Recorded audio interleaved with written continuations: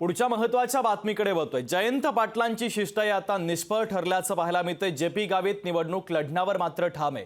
गावितांच्या भूमिकेनंतर जयंत पाटील अचानक नाशिकला आलेले होते। बंद दाराआड झालेल्या बैठकीमध्ये कुठलाही तोडगा आता निघालेला नाहीये। तर काल गावितांनी भास्कर भगरे यांना पाडणार असा इशारा दिला होता आणि त्यानंतर मात्र महत्त्वाची अपडेट समोर येते। जयंत पाटलांची शिष्टाई निष्फळ ठरल्याचं कळतं।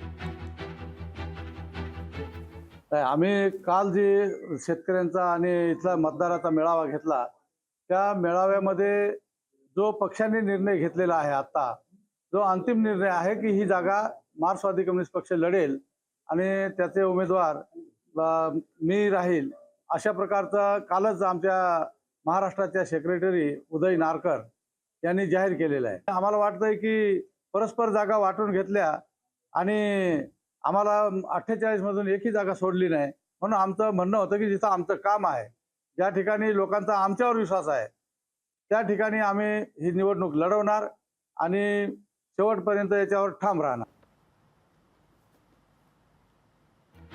तर जेपी गावित निवडणूक लढवण्यावरती ठाम असल्याचं पाहायला मिळतंय। तर गावितांनी भास्कर भगरे यांना पाडणार असा इशारा देखील दिलेला होता।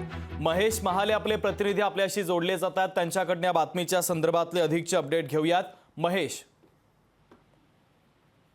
नक्कीच करण, खरं तर जेपी गावित हे निवडणूक लढण्यावर ठाम राहिलेले आहेत। जयंत पाटील यांची जी शिष्टाई ती निष्फळ ठरली। खरं तर आज तातडीने शरद पवार यांच्या पक्षाचे प्रदेशाध्यक्ष जयंत पाटील हे नाशिक दौऱ्यावर आले होते। काल खरं तर दिंडोरीमध्ये जेपी गावित यांनी सभा घेत निवडणूक लढविण्याचा निर्णय घेतलेला होता आणि महाविकास आघाडीच्या विरोधात त्यांनी बंडखोरी केलेली होती आणि ही बंडखोरी कुठेतरी थांबवावी अशी अपेक्षा होती। यासाठी खरं तर जयंत पाटील हे नाशिकमध्ये आलेले होते। बंद दाराआड त्यांची आणि जेपी गावित यांची चर्चा देखील झाली, मात्र या चर्चेच्या बैठकीतून कुठलाही तोडगा निघालेला नाही आहे।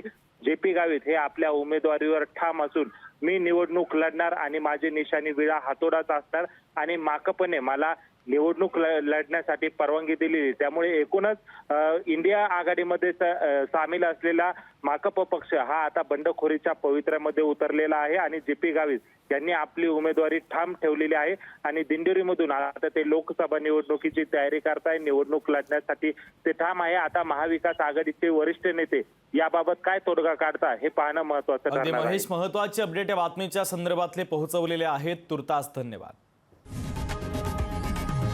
लोकशाही मराठी ऐका, पहा, जागरूक रहा।